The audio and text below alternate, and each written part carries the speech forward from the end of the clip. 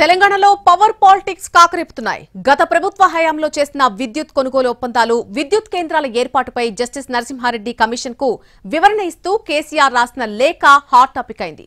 విద్యుత్ commission chairman Narasimha Reddy తీరు సరిగా లేదని, అందువల్ల ఈ ఎంక్వైరీ కమిషన్ బాధ్యతల నుంచి నరసింహారెడ్డి స్వచ్ఛందంగా వైదొలగాలని కమిషన్ ను కేసీఆర్ రాసినటువంటి లేఖపై విద్యుత్ కమిషన్ చైర్మన్ జస్టిస్ నరసింహారెడ్డి స్పందించారు.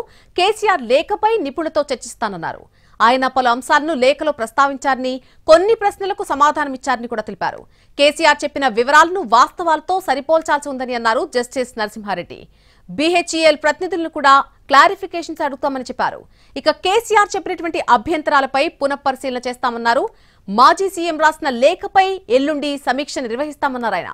ఇక తదుపరి చర్యలపై నిర్ణయం తీసుకుంటామని జస్టిస్ నరసింహారెడ్డి స్పష్టం చేశారు.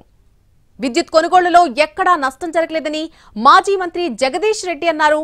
అలాగే గతంలో అంగీకరించి ఇప్పుడు అభ్యంతరాలు ఎందుకు అంటూ ప్రశ్నిస్తున్నారు.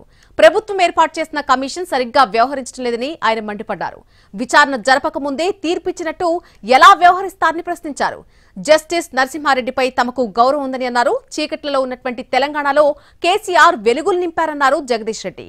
కాంగ్రెస్, బీజేపీకి అనుకూలంగా కమిషన్ చైర్మన్ వ్యవహరిస్తున్నారని ఆయన ఆరోపించారు. ఏ కమిషన్ కూడా విచారణ పూర్తి కాకుండా తమ అభిప్రాయాలు చెప్పదని అన్నారు. కమిషన్ను, విచారణను తాము వ్యతిరేకించడం లేదన్న జగదీష్ రెడ్డి గతంలో కమిషన్లు వేసినప్పుడు అడ్డుకున్న ఘటనలున్నాయని గుర్తు చేశారు.